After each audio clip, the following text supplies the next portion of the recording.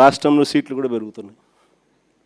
175 కాస్త 263 స్థానాలకు ఏకంగా 50% పెంచి 263 స్థానాలకు పోతున్నాం. పార్లమెంటు స్థానాలు కూడా 25 నుంచి ఏకంగా 38 స్థానాలకు పార్లమెంటు స్థానాలు కూడా పెరుగుతూ ఉన్నాయి. ఎస్సీ ఎస్టీ రిజర్వ్డ్ సీట్లు కూడా 50% పెరుగుతున్నాయి.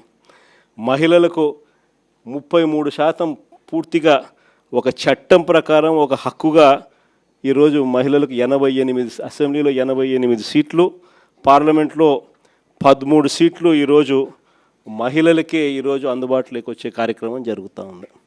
ఇది నిజంగా మహిళా అభ్యున్నతికి మనము ఆ టైంలో మన గవర్నమెంట్ ఉన్నప్పుడు మనం ఏకంగా చట్టం చేసి 50% రిజర్వేషన్లు మహిళలకు లోకల్ బాడీస్లోను, మహిళలకు నామినేటెడ్ పదవుల్లోనూ, మహిళలకు నామినేషన్ మీద ఇచ్చే కాంట్రాక్టుల్లోనూ, టెంపుల్ కమిటీస్లోనూ మహిళలకు ఏకంగా చట్టం చేసి 50% మనం రిజర్వేషన్లు కల్పించిన దానికి ఒక అడుగు ముందుకు వేస్తూ మహిళలకు 33% రిజర్వేషన్స్ ఇస్తూ ఏకంగా ఈరోజు 2029లో మహిళలకు మరిన్ని సీట్లు, మరింత ఎంపవర్మెంటు మహిళలకు కూడా జరగబోతూ ఉంది.